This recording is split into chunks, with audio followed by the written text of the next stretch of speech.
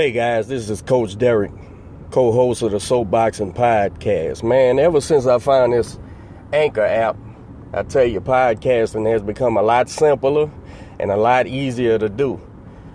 They distribute the podcast over several platforms, and you have to do no work. I tell you, man, if you're interested in doing podcasting, you need to download the Anchor app. That's ANCHOR.FM. You can get started today with the Anchor app and do whatever your heart desires. Ladies and gentlemen, the moment is here. The main event of the evening. I'm Jeremiah Gallegos, your world-class ring announcer, to introduce Soapboxing Podcast.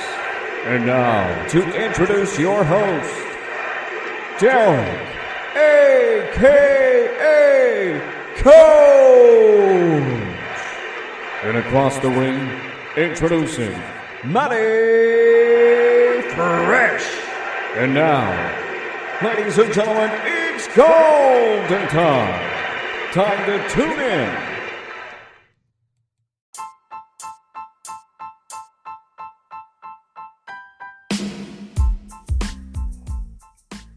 Hey guys, this is Coach Derek. I want to give a shout out to our new sponsor, Pueblo Boxing. Y'all be sure to check out Pueblo Boxing. They have unique and high quality boxing gear and novelty gifts. You can find the gear at soloboxing.com. That's SOLO boxing.com. Check it out, man. They do quality work.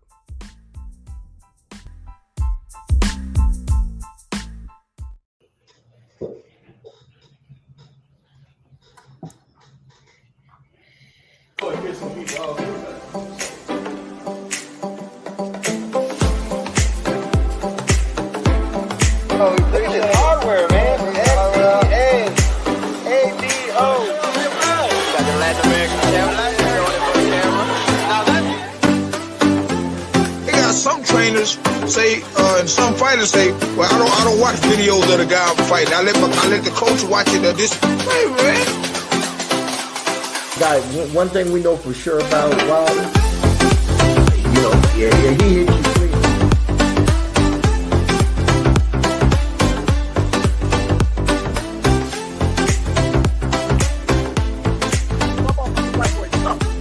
Right. And this woman whooped the whole world twice. The whole world. What's going on, everyone? It's your boy Fresh. Welcome to a special edition of Soapboxing Podcast, our very first Showdown Sound Off. We're excited to have two great fighters on the show today. We're going to be discussing their upcoming fight on the Next Fight Up show, November 28th. It's going down live in Houston, the Arabia Shrine Center. If you can make it live, if not, there are going to be pay-per-view options. So we're super excited. We want to get this show started.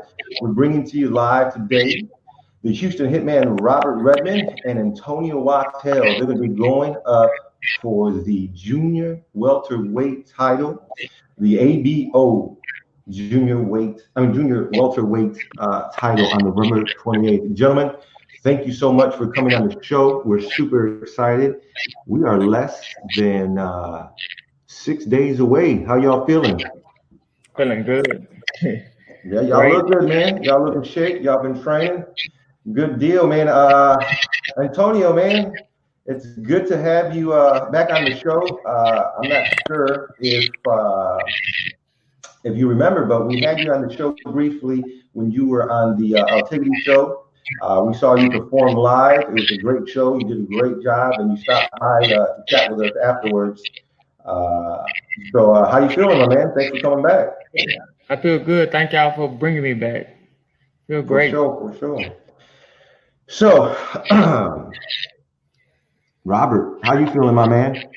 I'm feeling good, man. Focused and ready. Good. Hey, listen. So we let's jump right into it, man. We have had a year off of boxing. Antonio, it's been a year for you that you've been inactive, as you know, as many of the boxers have been. This pandemic has really put a damper on everything. And why don't you take a minute and just tell us how you've been doing this past year and how this fight came about and how you've been preparing for it. Well, this past year I've been getting ready for fights. I had a fight. I had like 3 fights. They all got canceled. So from my last fight in November all the way up until like May, I was in training camp for 3 different fights, but they kept getting canceled and pushed back. And then in, I think, May 30th, my fight I was supposed to have, it got canceled due to the pandemic. So ever since then, I've still been in the gym, still run, still work out. And then July 11th, me and Robert was a fight then, and then that show got canceled. I remember that fight. You guys were set up to fight, and then in the last minute, it just it fell apart, huh? Yeah, and I also had rhabdo, so I think that's what I had rhabdo. I called rhabdo like a week or whatever, but what it worked out that the whole show got canceled. Yeah. Rhabdo is like, basically, I think it came from me. I was in training camp for 8 months straight, nonstop. So I was working out 6 days plus work and doing everything. So I never took a break. And I think that broke my body down. Rhabdo is like comes from when your muscles break down and it builds up in your bloodstream, and then it goes to your kidneys to where I was just going. And then when I got they called about Robert fight, that just gave me more motivation to keep going. I didn't take a break from training, basically. And that kind of put me down. But and how you feeling now? I feel great for this fight. I went back and actually took a break during the pandemic, and I got better. Nice. Good to hear. Robert, same thing, my man. It's been about a year or so since you've been active in the ring. Why don't you tell us about what's been going on this last year?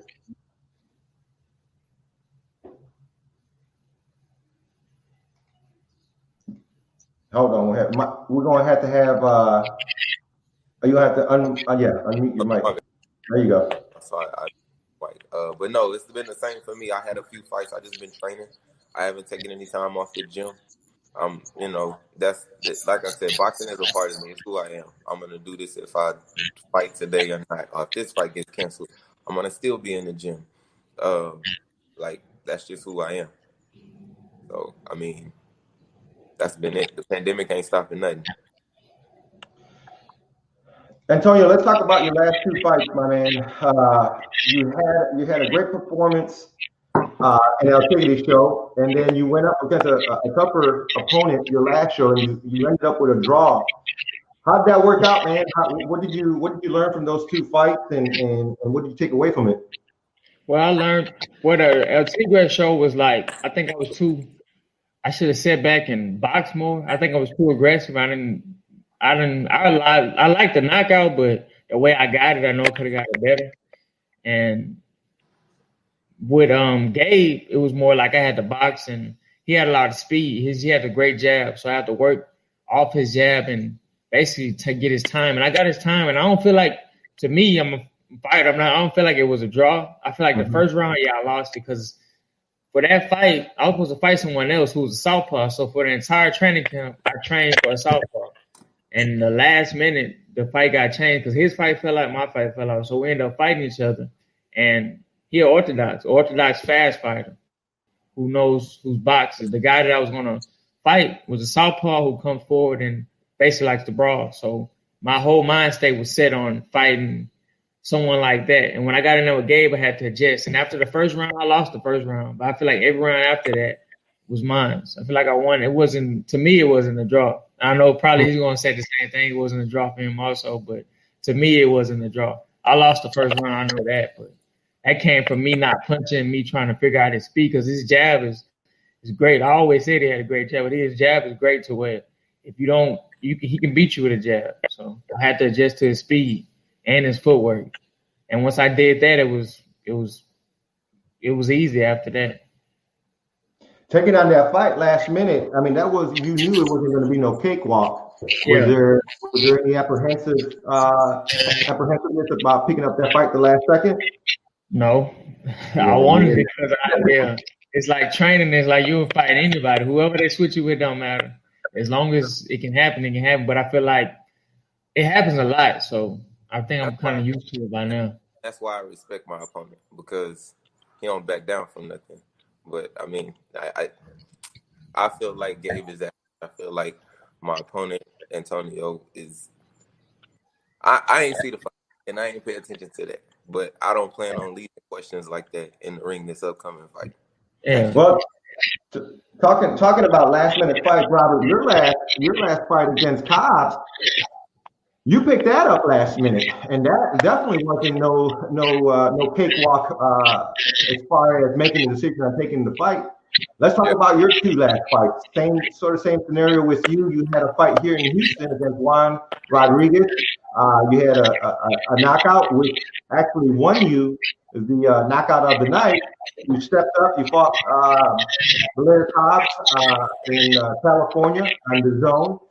Why don't you tell us about that experience and what you've learned since then? What I learned about myself is not to ever wait on my opponent. Just do exactly what I want to do.